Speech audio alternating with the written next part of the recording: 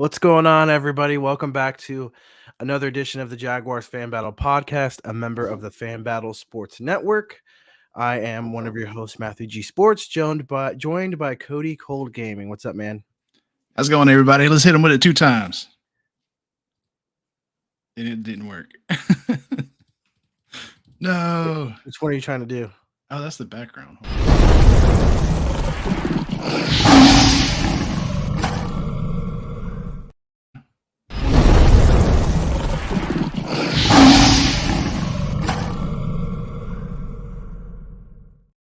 All Nice. right. There we go. Not 2 times, but 3 times. I like it. What's up? So, everybody, today is Tuesday, the 24th, October 24th, and we are currently sitting in the lead at 5-2 of the division, as well as, I believe, number 4 overall in the AFC, and I think 7 in the entire NFL. If you talk about like record and whatnot, yeah. But we are. I feel like it's been forever. We had a game last Thursday against the Saints where we walked away with a dub. And this upcoming week, we have the Pittsburg Steelers for the schedule. So that's kind of what we'll be talking about today, starting off with the Saints and Cody's thoughts. My thoughts on the Saints? Well, the Thursday game against the Saints. Okay. Man, that game was like it was perfect. Right? It was beautiful. And then all of a sudden, like, we just let off the gas. And I hate that, dude. I hate that so much. And it was like, we let the Saints come back, whatever. We let, like, haters or whatever they talk about the Jaguars, we let them get some fuel. You know what I mean? Like, you're like, oh, well, all of a sudden, like, Derek Carr looks like prime time. Man, there's not a lot of good quarterbacks anymore. I'm going to say Patrick Mahomes or something like that in the second half. Started lighting us up, dude. And, they let Trevor Lawrence play conservative. Started just easing off or whatever. And I hated it so much, man. That was like the only thing that bothered me. And then that drop pass in the end zone was like chef's kiss. Because it's cool to see bad things happen to other teams. And not to us, you know what I mean? Especially in a primetime game. And I haven't seen one of those ever. So Ever. yeah. As far as like being a Jaguars fan goes or whatever. And that was cool. Like, I got to watch it on the Amazon app. And play along with that, whatever. And then Bold City Brigade showed up and showed out. That was awesome to see. I was like sharing all that stuff, whatever, before the game actually came on or whatever, and then you could hear them in the stands during the actual game. And then the Trevor Lawrence and Oluokun interview after the game, it was still there. So Yeah, dude. that was dope. But yeah, man, the Jaguars go on the road, beat a mediocre quarterback that has some good weapons, and then a stout defense, and then I got people in my ear telling me that we're not going to beat the Steelers. Isn't that the same exact situation? We're about to go on a road again or whatever, and hit him with a 2-time. Yeah. Yeah, no, I think we both are in agreement. I think we both essentially it boils down to how we felt the coaches called the game in the latter half of the game. We definitely had it in hand pretty much most of the game. And then all of a sudden, we talked about this pre-show that they kind of let their foot off the brakes.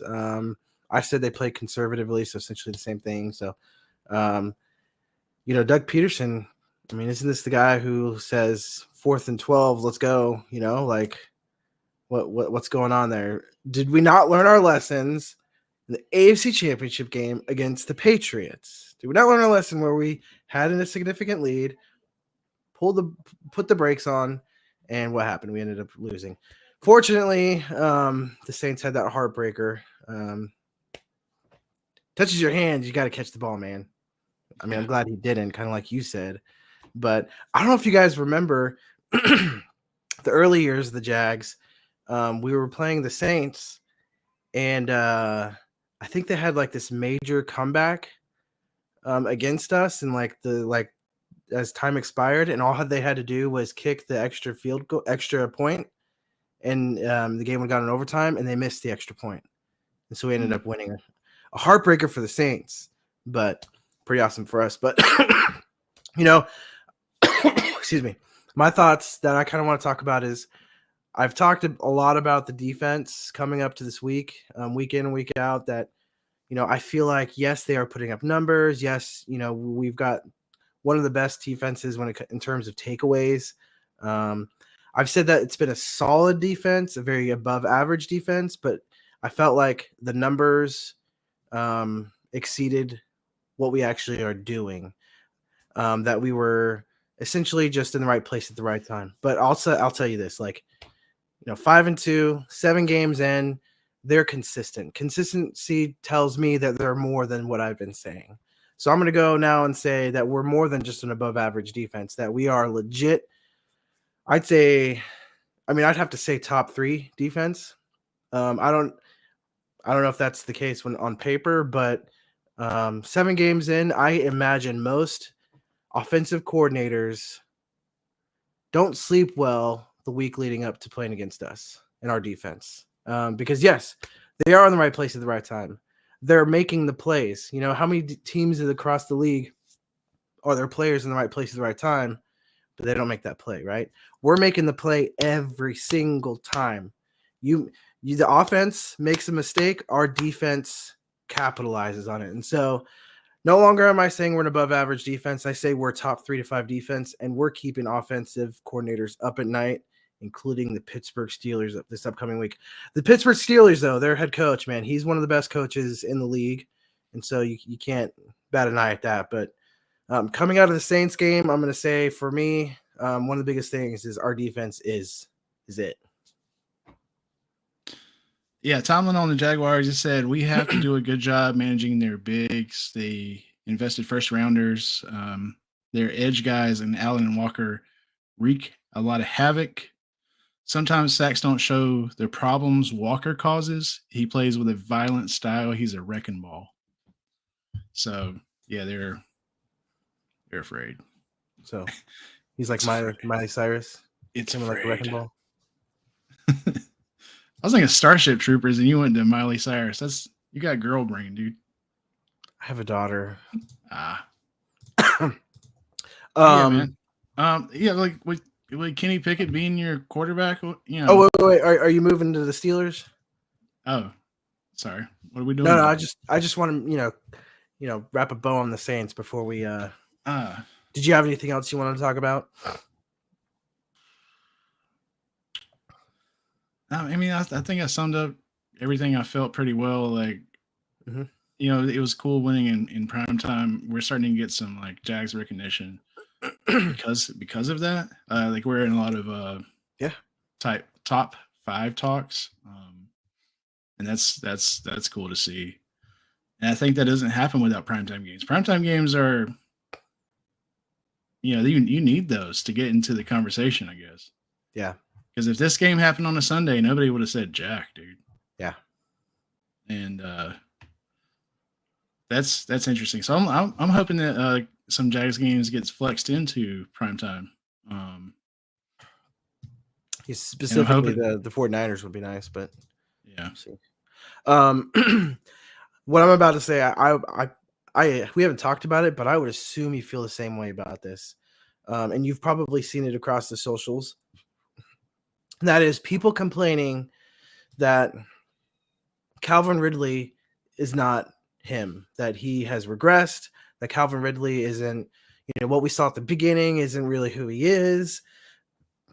I don't know if you've seen it, but I've seen it in a lot of different Jaguar fan groups that they're, dogging on the Jaguar. Either the Jaguars, they need to game plan better and get him the ball more, or Ridley needs to do better. Like, there's one ball, and there's a ton of weapons across the offensive side of the ball. And what's so great about that? We're seeing it firsthand. Ridley doesn't need to ball out each game. We've got, Trevor Lawrence. The dude had a broken knee and still ran for 59 yards. Travis Etienne is a beast, whether he's running the ball or catching the ball. Jamal Agnew, Christian Kirk, Evan Ingram, Tim Jones stepped up for a couple plays this last week. So for all those people trying to hate on on the team, on Calvin Ridley himself, y'all need to just sit down, learn a thing or two about football, and understand there's one ball, and the fact that we're winning with multiple weapons and there's someone different stepping up each week. That's awesome. Like, I'll take it. And I know Calvin Ridley and the coach will take it as well. You know what I'm saying? Like, what have you seen any of that this week? Yeah, Calvin was it's fantasy owners, dude, stuff like that, whatever. Like people that were expecting him to be like, a top 5 wide receiver, and I didn't. And the only reason it wasn't his skill level or anything like that. It just takes time to get to know your quarterback and your quarterback to get to know you. There was a beautiful Calvin Ridley catch in that game that didn't get called a catch. Then they didn't review it. And then I seen the same thing happen. So I think it was Puka Nacua, and they called his a catch. So it happens, man. Is that ammo? Yes. Did y'all see mic'd up Trayvon telling Derek Carr his play wasn't there? Yeah, Derek Carr was screaming at I think it was his tight end or something like that, whatever. Yeah. And he was like, it wasn't there anyway. It wasn't there. Like, that's what he was saying. It was funny. Yeah, I think Cody hit it on the nail too. Is like, you got so many people who get caught up in fantasy that they don't care about last week, right? It's all about what you're doing for me this week, and that's kind of why I stepped away from fantasy for a couple seasons, because I wasn't that extreme, but it was annoying for me that I'd be watching a game solely for the purpose to see how well my player was doing, and so I stopped doing it for a long time, and I did it this year again.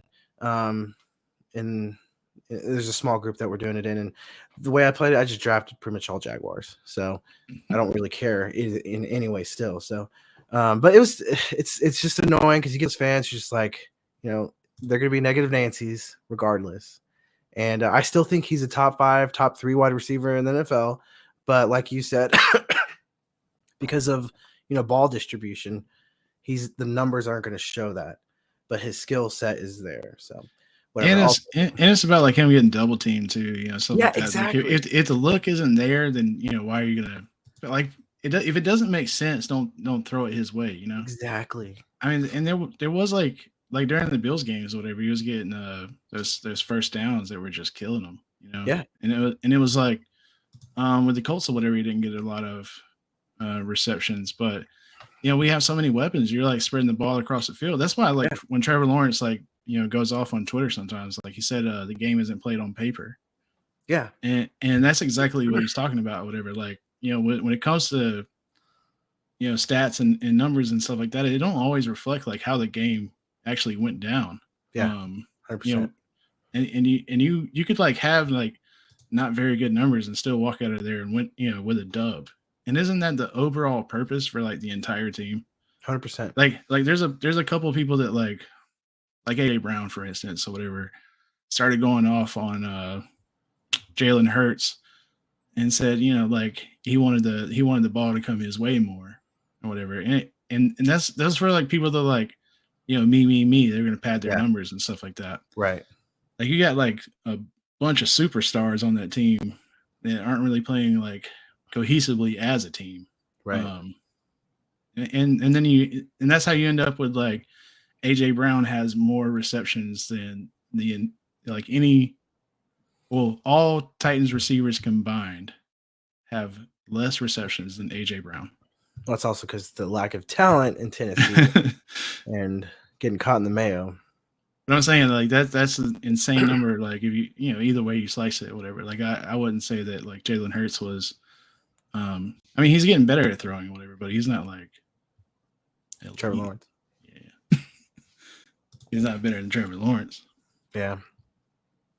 And one last thing for me, a huge shout out to Trevor Lawrence.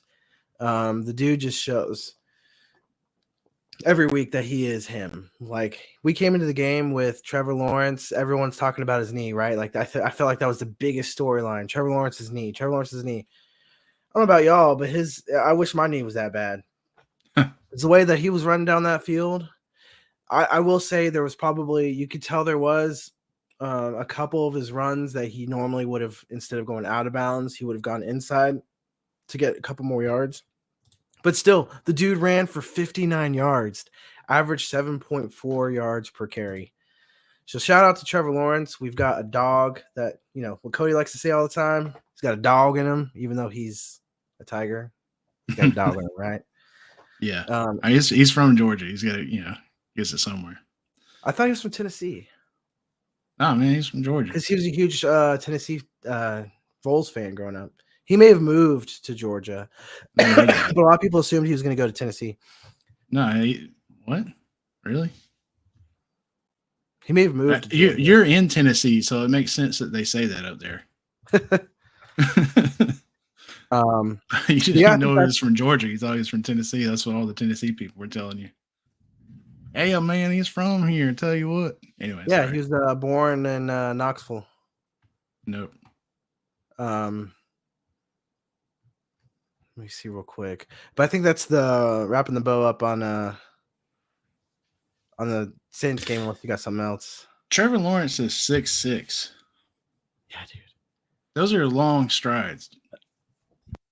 Those are like, he's not running a 40 like four flat, but it looked like it. That was insane. I made a meme video about it or whatever, and I said that the leg brace gave him 10 plus speed. That's like the quickest I've ever seen him run. He ran like he was confident. Yeah. So he was born in Knoxville, but he later attended Cartersville High School. Yep. So. I didn't know he was born in Knoxville. They were hoping he was going to go back to Tennessee, but he didn't even stay in Georgia. Just because it said it on his South Carolina. Just because it said it on his birth certificate. But yeah, so that's the pretty bow wrapped up on the Saints. And we move on to the end of a weird traveling schedule, right? We went from across the pond back into Jacksonville over to the Saints, and now we're moving up to Pittsburgh, which is pretty much, I believe, the farthest game that we'll have to travel for the rest of the season. The rest are pretty close by because the 49ers are coming to us. So yeah, we're moving on to the 49ers now. They are coming off a tough loss. Brock Purdy had his moments. I'm sorry, the 49ers. The Pittsburgh Steelers. I'm moving ahead to the 49ers. We play the 49ers after the Steelers in our bye. No, the 49ers are coming off of a close win against the Rams. Where they won 24-17 on Sunday. Did you just say the Niners again? Did I? Yeah, I think you did. Okay. Hey, listen to me. We are playing the Pittsburgh Steelers, yes. Right? And we're playing them in Pittsburgh, okay? And we're playing the Pittsburgh Steelers in Pittsburgh. History of getting torched by him, so they kept some chili. All right, got it? Yes. So the Steelers are hosting the Jacksonville Jaguars this Sunday. The Steelers are coming off a close win against the Los Angeles Rams, who are no way, shape, or form what they once were just a few years back when they won the Super Bowl. The Steelers won 24-17. Again, it was away. So they'll be hosting us Jaguars, where we're coming off of it looks like a close win, but I mean, I guess it was. It was a close win at the end. So, Cody, I have to step away for 1 second. If you want to open up the thoughts on the upcoming game. Open up the thoughts. All right. Yeah, man, we're playing the Pittsburgh Steelers, and they got Kenny Pickett, and that's like Kenny Pickett's like if Derek Carr was younger. That's how I compare him to. A lot of Steelers fans, they put a lot of hope in the Tomlin because he's been there for so long. He's been there so long, he has tenure, and I just don't believe that sort of hype. Whatever, it's like just because a guy has had a job a long time and hasn't done enough to lose it doesn't necessarily mean he's not. He's not like something special to me. I hate when Steelers fans just hold on to something just for so long and never let it go. It kind of reminds me of Titans fans, but they don't do it as long as Steelers do it. Tomlin has been the head coach for the Steelers as long. I think I was in diapers when he got hired, dude. I mean, this is insane. You know what I mean? So like, Steelers fans like trust his judgment or whatever. And Kenny Pickett is that guy for them. And there's like an account called Pickensburg that like goes around or whatever to other Twitter accounts and tries to wreak havoc, troll and stuff like that. Whatever. He's actually pretty damn good at it. Yeah. But it's just like that's the level of faith that like Steelers fans have in this guy, and I just don't see it. They got George Pickens, an amazing wide receiver out of Georgia. He did really well for us there. One of my favorite plays for him was like he has this attitude, right? And it doesn't like show up a lot, but it will like rear its head, which is like perfect for the Steelers, But yeah, he caught a touchdown against Georgia Tech. And then him and this like Tech player started fighting or whatever, and he grabbed him by the face mask and like ran him into a wall. It was like so funny to me. Are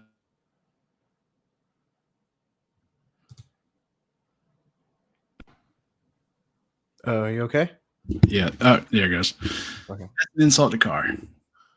Is it? I'm just making the comparisons between the Saints and the Steelers, and I feel like we're playing the same team almost. Like mediocre quarterbacks, offensive weapons, and stout defense on the road. It's like, but I would say the Steelers won up because they have continuity with their players as well as their coach. Whereas the Saints have Carr is brand new to the team, so and their coach isn't as good. I don't believe in Tomlin that much. I wasn't a believer either, but you can't deny consistency. And that's the reason he's still there.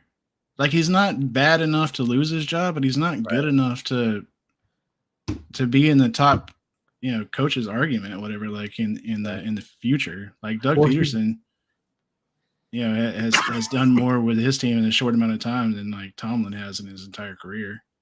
Yeah, but we kind of nerfed the situation in Philadelphia, where Tomlin has, had a pretty good working relationship with both the owner and the players, and the culture there.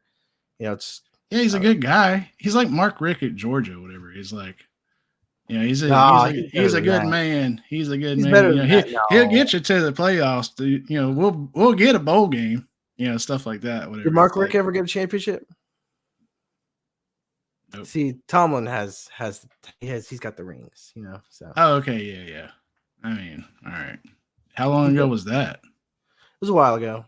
Yeah, but they're still competitive. He fields a competitive team each year and year out. And, I think maybe that is part of the reason why Kenny Pickett is as good as he is. I'm not saying he's great, but is he playing above his talent level? Probably. And does that have to do with the coaching? Most likely. Yeah. But I was just looking through the stats real quick. So Kenny Pickett, he's thrown 5 touchdowns to 4 interceptions. So he's definitely nowhere near what people were thinking. He had a pretty decent year last year. I think he's having a major sophomore slump. And he's not performing up to what everyone thought he was going to perform up to. George Pickens, he's got 500 yards and 2 touchdowns. But look at this. He's got 48 targets, but only 27 receptions. Those are Pickett targets. Well, no, because look, Jalen Warren, who's second in receptions, has 27 targets to 22 receptions. So that's interesting. It's Pickens. They might be doubling him or something like that. I mean, I don't know, but I haven't seen a lot of Steelers games, so I'm not trying to say Pickens is bad. I'm just saying like Pickens. I don't think Pickens is a wide receiver 1 on most teams. He is on this one. It's interesting. Pat Frymuth hasn't done much. He's only got 8 receptions for 58 yards. Darnell Washington only has 10 yards on the year. Those aren't, that's the sign of like you don't have a good quarterback. Like your quarterback situation is not figured out. If you got those types of names or whatever, and with those types of numbers, then like something's up. I wouldn't say Darnell Washington's a name just yet, but they have A-Rob. He could be. They have A-Rob, huh? And then on the defensive side, Minka Fitzpatrick. I mean, their defense. Everybody knows their defense is going to be solid. Yeah, every year it is. They have JPJ. I forgot about that. That's the guy I wanted. Najee Harris has 300 yards, but ETN has 504 yards. So suck it. Najee was supposed to be better than what he turned out to be or whatever, and I think he's the Alabama running back, right? Yeah, when you're running behind a stout Alabama offensive line or whatever, like you're probably going to pick up numbers. Well, they're running backs. He's a good running back, but he just hasn't done, like you said, he hasn't performed up to what people thought he was going to do. And Pittsburgh Steelers fans feel the same way. Pickett is performing exactly how I thought he would. Trash, says Ammo. He really is. They need to come off him. They need to like get rid of the experiment. Like just stop it, man. Well, what do they do then? It's embarrassing, whatever. At like a certain point, whatever. It's like, oh, we got like Steelers fans were actually high on Kenny Pickett before the season started. Oh yeah, the whole NFL was. They were thinking he's going to take that next step, and that's why they ranked them so high. Like every quarterback's progression is not the same thing. Like it's not like you're saying that like oh, it's year 2 or whatever. He's got to get better. Like look at Justin Herbert's numbers or whatever. Like compared to this year, he didn't get better. He stayed exactly the same. Well, Justin Herbert is still playing a much higher level than Pickett. Yeah, and that's what I mean. I was just using that as an example of whatever. Of like, I hate when people are like, oh, well, it's year 2 of the system, whatever. Like he's gonna get better and all that stuff. Who says? Well, hypothetically, hypothetically, he should, right? Like Trevor Lawrence. That doesn't always progress. Yeah, Trevor Lawrence. So I have a theory about him, whatever, that I would like to share with the class. All right. To our one viewer at the moment. But I don't know if like Dabo Swinney was like he had generational quarterbacks, right? So I won't use the word generational. I'll use the word like extremely talented, right? He had extremely talented quarterbacks that carried him through a couple seasons. And then they lost to Duke.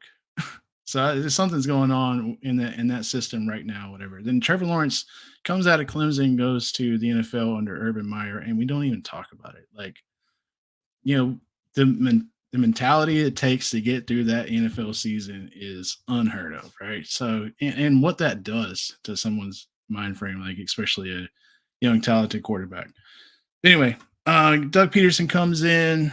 They get through year 1, offseason.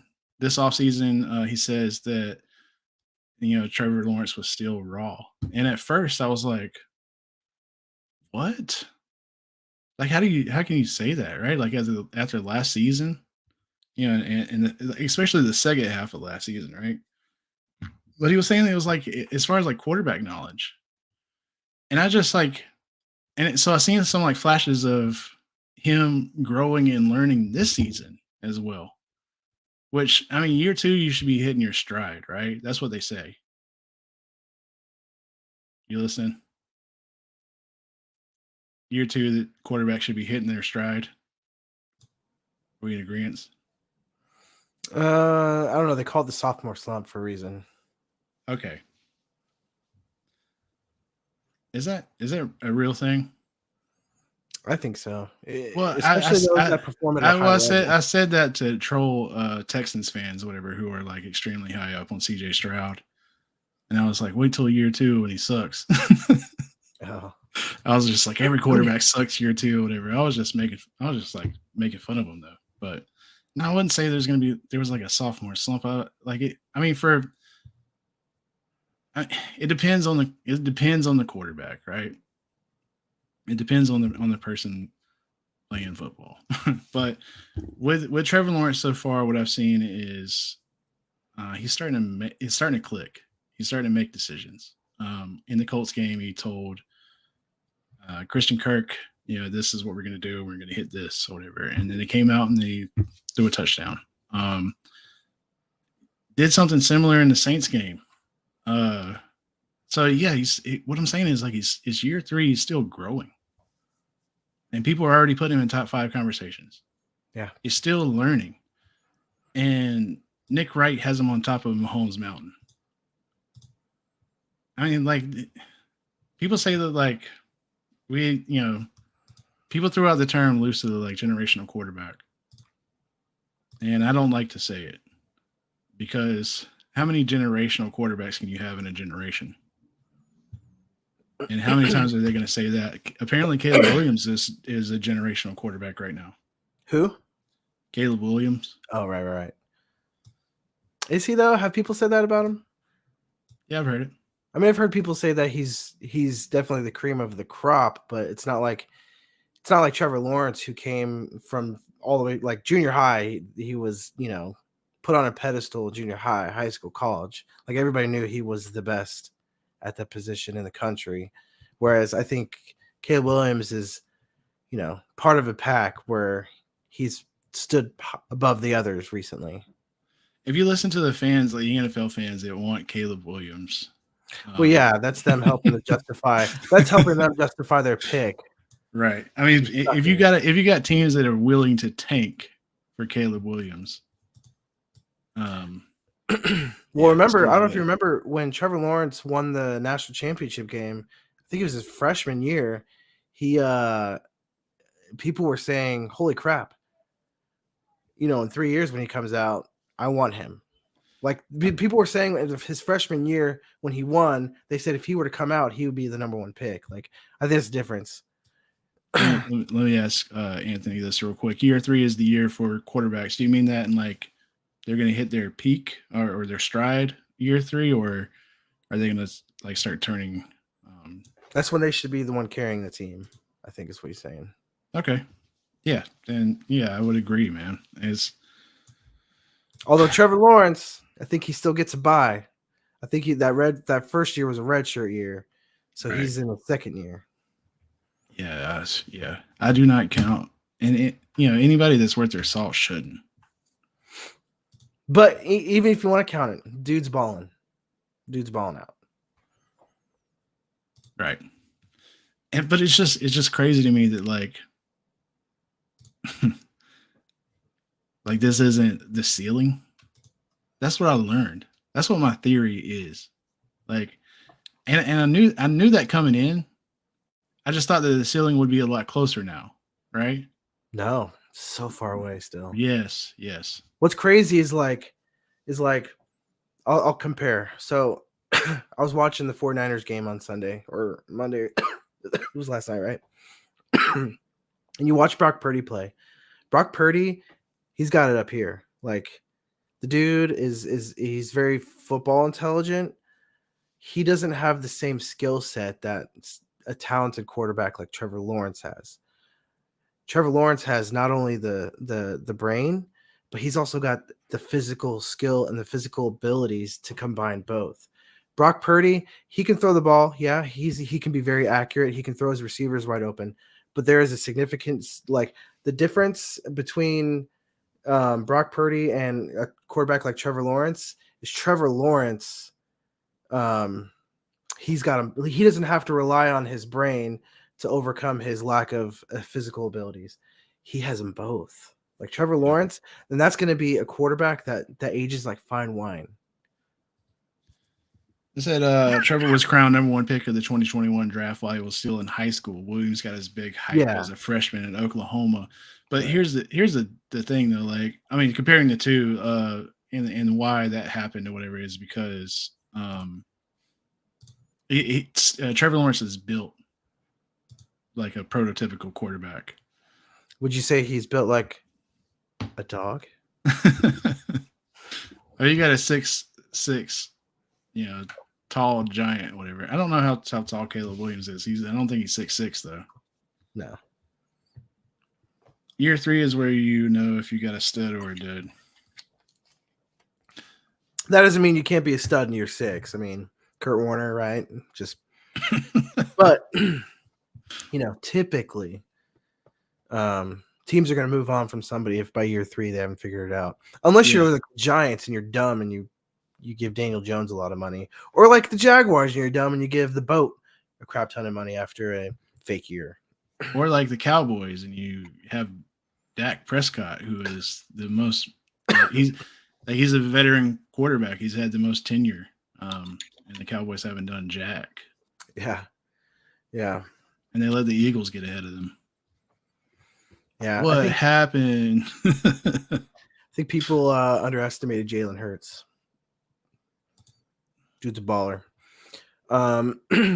So anything else about the Steelers? Anything really to point out? I mean, there's really no injuries of note. I just don't, man. Like a lot of my whatever intuition, and I've been believing it so far. I said Trevor was about to ball the fuck out when he made the receipt remarks or whatever on Twitter, and we're 4-0 since. And that intuition that is whatever it is telling me that like this is going to be a win, no problem. And I don't have like any sort of butterflies about this one, which is nuts. That doesn't usually happen. I had butterflies about the Saints game because it was like Thursday night primetime, whatever. It was brand new territory, Yeah. But not this one. Not this one for some reason. Well, historically, we are the Steelers' daddy. So recent history. Of course, back in the day when they were part of our division, it's a bit of a different story. But recent history, we are their daddies, and we put them in. We do put baby in the corner. This could be like a really cool defensive game, though. Like, they got TJ Watt, so. Trevor Lawrence has had some problems like with this, strip sacks or whatever, fumbles and stuff like that. So that, that could potentially happen. You could turn the ball over there. But then, Kenny Pickett and Josh Allen, it's the same deal. Yeah. So, be hard for them to get their offense moving. And if the Steelers defense are as good as, what they say they are, then it could be hard to get our offense moving as well. But we got so many weapons, though. So it's like, Trevor's getting the ball out of the pocket pretty quick. So, it's hard for an edge defender to get there because they still got to take like 3, 4, or 5 steps, whatever, to get to the pocket. And if the ball's not in the pocket anymore, you don't get the sack. So, yeah, I mean, that's today's NFL, whatever. It's tough to get there, man. And it's tough to score in the red zone. That's the lowest scoring NFL. This is the lowest scoring like teams in the league so far, whatever, in like a couple of years. So this is nuts. And I don't know if Zay Jones is going to be back. I haven't heard anything about that. But I'm assuming he's not so far. So yeah, he is our red zone guy for whatever reason. I think it's, if you got like Evan Ingram and he's like taller, if you got Calvin Ridley and he's got hands, he could get a good 50-50 ball.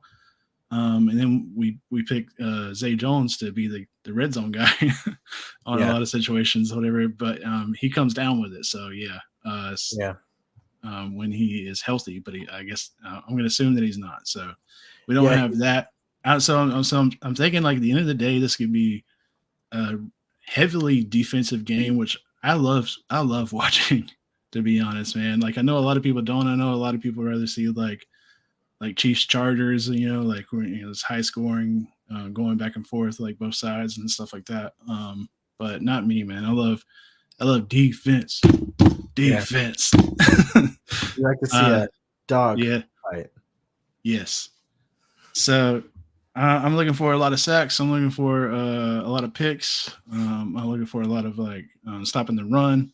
Mm-hmm. Our running back is better by miles. 100%. Yeah. So we have the edge. I feel like we have the edge. I feel like we have the better quarterback. I feel like we have the better weapons. I feel like we even have the better defense. So yeah. For injury report as of today, Walker Little, Zay Jones, and Tyson Campbell are all three listed as questionable. So Okay. We'll see. But in the Steelers, they put Pat Freiermuth on IR, but he wasn't really he was pretty much a non-factor for the past few games. So, but the interesting thing that I've noticed about the Steelers is in their 2 losses, they were blown out by it was the Texans, oddly enough, and then the 49ers. All the other the wins were very close games. I believe most of their wins, if not all of them, were pretty much one-score games. And so I think I think the only way that the Steelers can make this interesting is if they win the turnover battle. If they win the turnover battle, it'll be interesting. I still think we'd win anyways because I think we're head and shoulders better than them on offense. And then, like you kind of said, the defenses are pretty close, but I still think our defense overall is better than their defense. They have a sound defense. They have a good quarter coach, so the coach will coach them up. But I think our defense will put a stop to Najee Harris. Obviously, he's kind of a non-factor. Well, I won't say he's non-factor. He's still good running back, not an elite, but a good running back. Serviceable. Serviceable. That's what they say when you kind of suck. Yeah.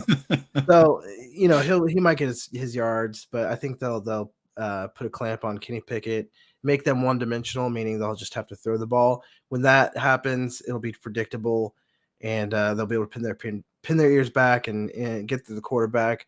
And so I think it's a pretty comfortable victory for us because, like we've said earlier in the show, that go ahead, double team Ridley. Go ahead and double team Kirk. Whatever you want to do. We'll just throw it to Ingram. Oh, we'll just throw it to ETN out of the backfield. Oh, we'll just hand the ball off to ETN because the dude is a baller. So we've got weapons all over the place. I think it's a sound, comfortable win heading into the bye and getting ready for the 49ers. Clearly, I'm looking ahead to the 49ers game. So yeah. But yeah, so just to kind of close and put a pretty bow on the Steelers, I say we win. And you're gonna call me crazy, but I say it's 42-13. What? I mean, everything you just said, or whatever, and then you end it with 42-13. How do you get to that point? No, like I said, I think we put a stop to Kenny Pickett, make him one-dimensional. When you make him one-dimensional, the guys are already a turnover machine this year. Okay. Our defense is I think we get at least one pick six. We get or scoop and score. I think we get several turnovers. Yeah, I think that happens too, but not 42 points of it. Yep. Well, if you think maybe 7 points just off of a turnover, and then we get we flip the field, we recover a fumble on our 20-yard on their like I think the 42. Here's the thing: we're not just like playing the Steelers. We're also playing against Press Taylor's play calling. True. Yeah. So there hasn't really been a very high scoring game for the Jags so far this season, besides like this 30-something points against the Colts. True, but so if we get in the 40s, despite all of that, and we're playing against a good defense, like it's gonna blow my mind.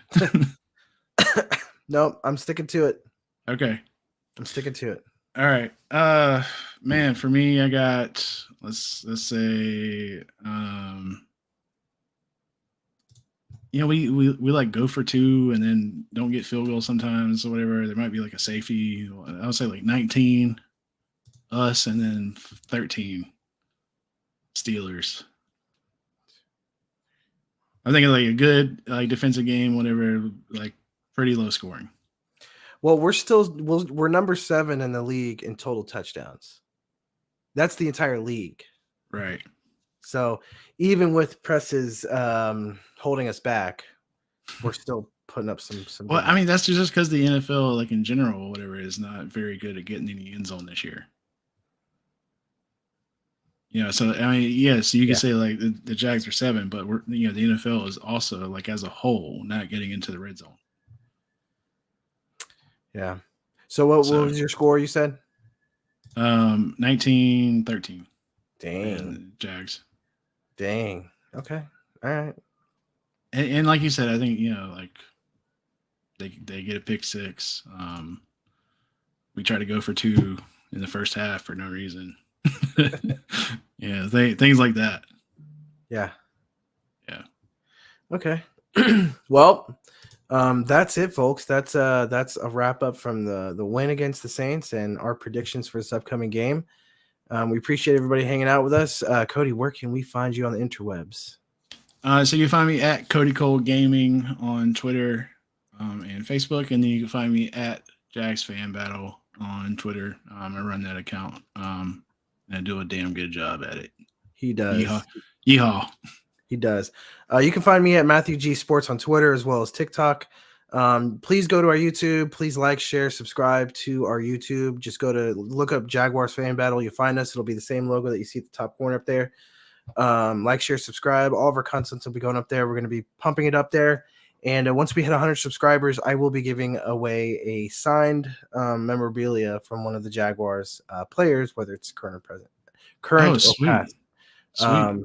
So let your mom, dad, uncle, cousin know. Create some bot accounts and sign up. I don't care. We just need to get 100, and then we're going to hit 1,000, and the giveaway is going to be even bigger. So keep a lookout for that.